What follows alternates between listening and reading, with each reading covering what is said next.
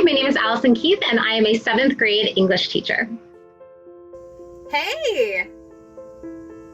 Good, I'm doing good. How about you?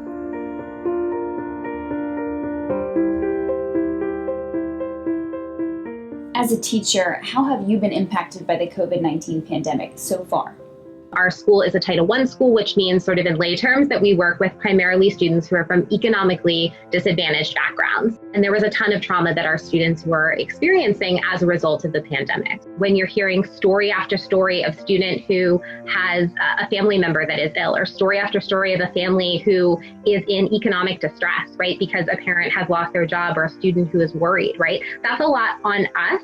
And being able to process those emotions ourselves to make space for being able to take care of others is really critical. And I think the thing that really helped me was that I did have a community of educators at my school who had all gone through the same mindfulness training that I had gone through. And I expected it to be helpful. I certainly expected it to build camaraderie. What I did not expect was how much a sustained practice was going to bring to my life.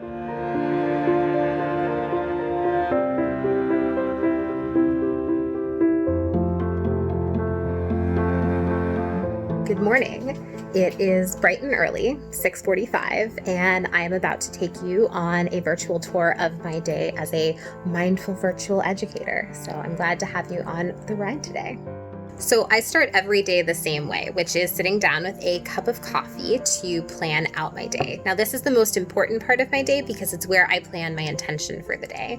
During the school year, I would take that intention and put it in a group chat with fellow educators, but it's still the summer, so they're not necessarily in line, nor should they be, and I'm going to take my intention instead and put it into my digital planner. That way, I still have a record to reflect on later.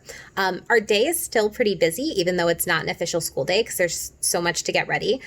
This morning, I am meeting with my podcast host and a brick and mortar teacher from a local school district, and we're going to be talking about how to use sort of Zoom and web conferencing softwares to bring the world into your digital classrooms. And the rest of my day is just getting ready for the students. So I have welcome videos to make, I have assignments to get set up, basically everything so that the year has a really smooth start for them when they get going. I have a tendency to be a little bit of a perfectionist about this kind of stuff. So I want to make sure that I'm getting everything done that I have set to do, even if it's not necessarily perfect. So I think that's going to be my intention, is that really for today, just focus on getting everything done, be unattached from that outcome, right? It doesn't have to be perfect.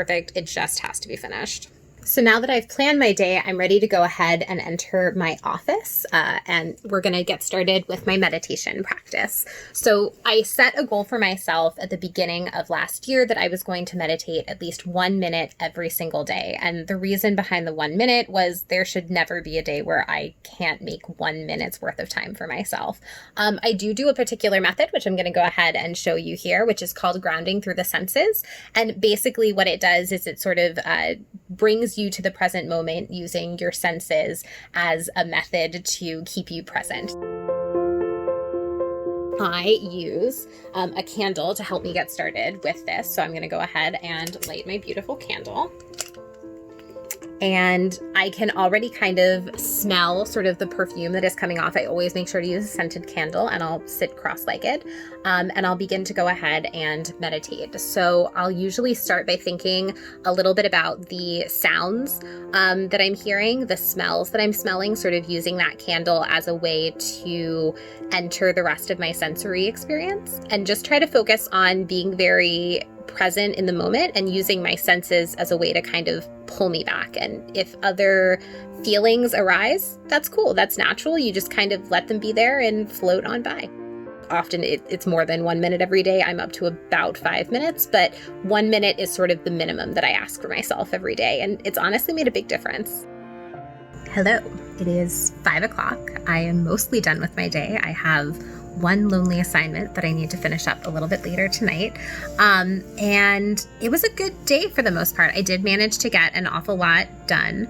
I had to change a lot about my opening of year assignments, though. There were a lot of questions and activities that in a normal year might have seemed sort of really benign. Questions like, what did you do with your summer? That this year had like a little bit of bite behind them potentially for students, right? We really try to be trauma informed about our practices. And I know for a fact that I will have students whose parents were laid off during this summer, students who either they or people that they know got sick. And so I want to make sure that my assignments as a teacher, right, are helpful and forward thinking and giving students a place to feel kind of safe and some regularity and some normalcy in their day when they come to school. So I'm excited for that.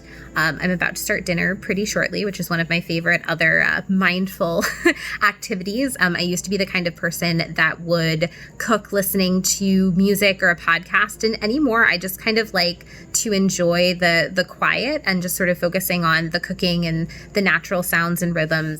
Allison, you've been practicing mindfulness for some time now. Would you say it could be beneficial for others right now? I think that mindfulness gives us the power to feel like we have some control over our own minds and over our own emotions, right?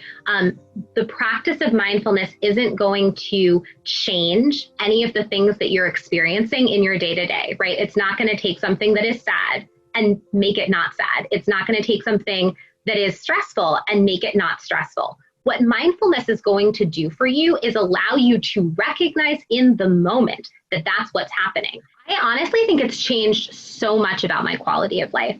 Literally just a couple weeks ago over the summer, I was on a walk with my boyfriend. We were taking a hike, one of the few things you can do right now that's safe, right? And I found myself getting really stressed about the beginning of the school year. There was a ton of work that I knew that I needed to do. As soon as we were done this hike, I knew that I had to go back and really get started. And I wasn't present with a person that I loved because I was so focused on stress. And the thing that happened in that moment that was so powerful was that I noticed that thought. I noticed that I wasn't having the experience that I wanted to have in a beautiful place with a person that I care deeply about, right? And I was able to notice that thought. And then I was able to use that same process of grounding through the senses. Take a deep breath, smell those pine trees. What do I hear? Do I feel the gravel under my feet, right? And I was able to not just notice that there was a problem, but I actually had a solution for how I could bring myself back to that moment and put in place a compassionate boundary with myself, right? That work needed to be done, but I don't have to be stressed in that moment. I can be focused on this experience and giving something back to myself. I think my advice to someone who's maybe feeling skeptical is that it can't hurt to give 60 seconds of your day to something that could change your life.